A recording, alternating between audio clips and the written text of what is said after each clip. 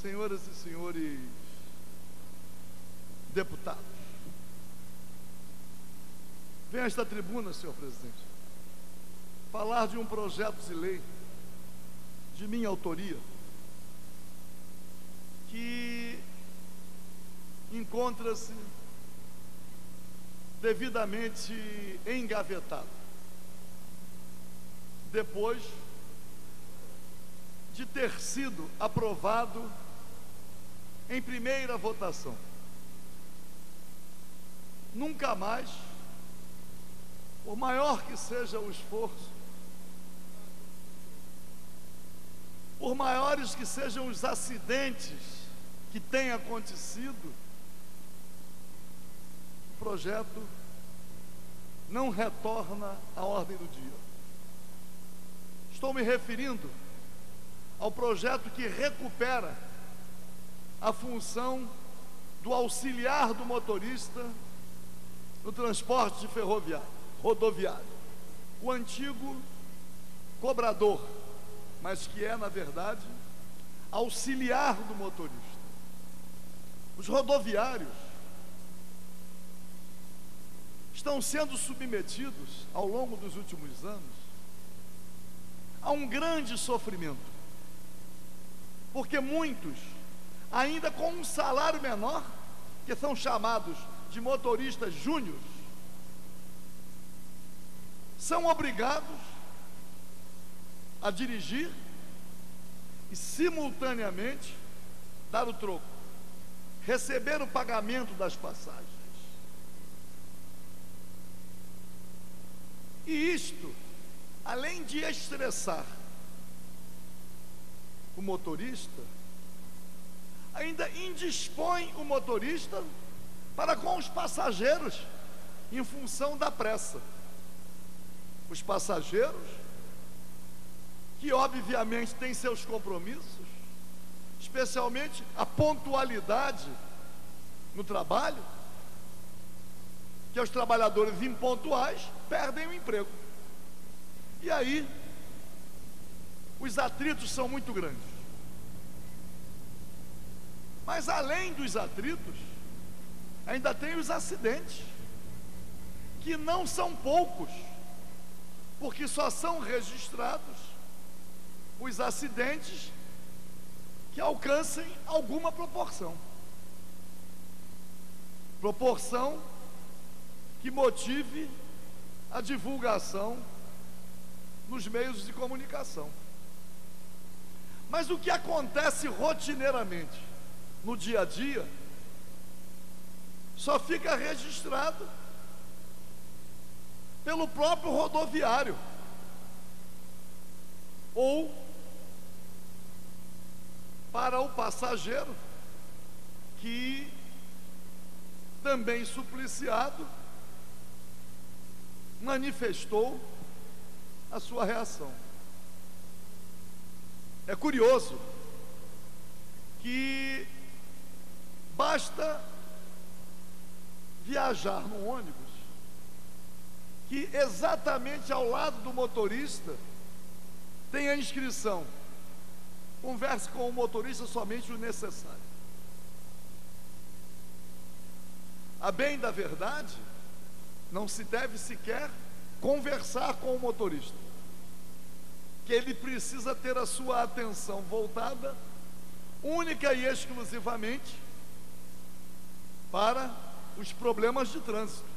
É exatamente por isso que ele precisa do auxiliar. O auxiliar controla o embarque e o desembarque de passageiros. O auxiliar cuida de dizer o momento em que o veículo deve dar a partida, com a porta fechada. O auxiliar ainda tem a incumbência de ajudar os idosos, as pessoas portadoras de deficiência. O auxiliar do motorista exerce uma grande tarefa, mas a supressão do auxiliar, por medida de economia. Então, nós temos privilégios para o transporte rodoviário, um trânsito caótico, o motorista tendo que realizar um determinado número de viagens, e ainda, em muitos casos, sem o auxiliar, obrigado a receber o pagamento das passagens, dando troco, etc. Tive a oportunidade de uma audiência pública na Comissão do Trabalho, não tem muito tempo, de tomar conhecimento de que o número de acidentes aumentou, e muito, exatamente quando o motorista está cumprindo as duas funções. E aí, senhor presidente, eu venho a esta tribuna até para, lamentavelmente, fazer uma denúncia, porque convivi nesta casa e até fui pressionado por dirigentes sindicais dos rodoviários, que compareciam a esta casa denunciando aquilo que o motorista suportava e adoecia, pedindo que a função do auxiliar fosse recuperada, não apenas em homenagem à geração de empregos, mas em homenagem à segurança dos passageiros e à segurança do rodoviário, do motorista, a segurança da população. Por vezes, aqueles que procuravam ainda não integravam a direção do sindicato, procuravam, inclusive, denunciando que a direção do sindicato tinha acordo com o patrão. E aí, senhor presidente, tem um caso mais dramático, e eu não sei por que persevera até hoje. No Tribunal Regional do Trabalho há um acordo coletivo firmado pela direção dos sindicatos rodoviários com o sindicato patronal, admitindo a supressão da figura do auxiliar do motorista. E este acordo coletivo, já de alguns anos, não é modificado. Então, ao mesmo tempo que eu venho a esta tribuna para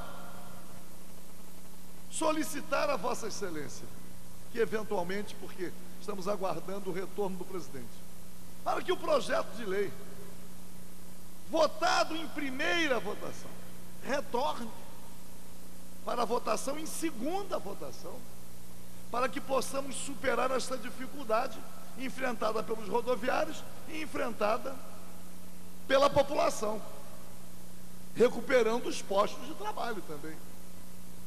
E, simultaneamente, estou ingressando com uma representação no Ministério Público Federal do Trabalho, porque recebi também em audiências públicas a informação de que, em havendo um acordo coletivo, o Ministério Público Federal do Trabalho não poderia cuidar, mas, analisando a legislação completa, concluir que cabe, pode e deve o Ministério Público Federal do Trabalho interferir, ajuizando uma ação, na medida em que o que vem acontecendo, não só o adoecimento do profissional, mas também os acidentes, colocando em risco a vida e a integridade física dos rodoviários e dos passageiros.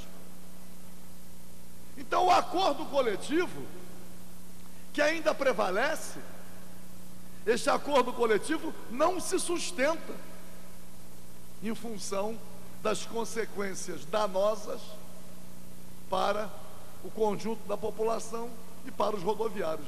Então, senhor presidente, que o projeto volte à ordem do dia, para que possamos aprová-lo em segunda votação, já que em primeira foi aprovado, e que eu possa, pelo menos, através da provocação do Ministério Público Federal do Trabalho, superar essa angústia e corrigir algo que, sem dúvida alguma, sequer poderia ter sido implementado. Não posso imaginar que aqueles que controlam, os controladores das empresas de ônibus, os empresários, que tantos benefícios estão recebendo do poder público, não só com o aumento das tarifas, aliás, vamos votar contra, mas subsídios os mais diversos, renúncia fiscal. Não existe nada que possa justificar essa ganância, a supressão de postos de trabalho, a eliminação do auxiliar do motorista, por tudo aquilo que negativo vem acontecendo. Portanto, senhor presidente, que pelo menos esta casa possa dar a sua contribuição aprovando o projeto de lei de minha autoria, reitero, já aprovado em primeira votação, que acaba com a dupla função no âmbito de uma categoria profissional que tão relevante serviço presta à população, os rodoviários. Muito obrigado.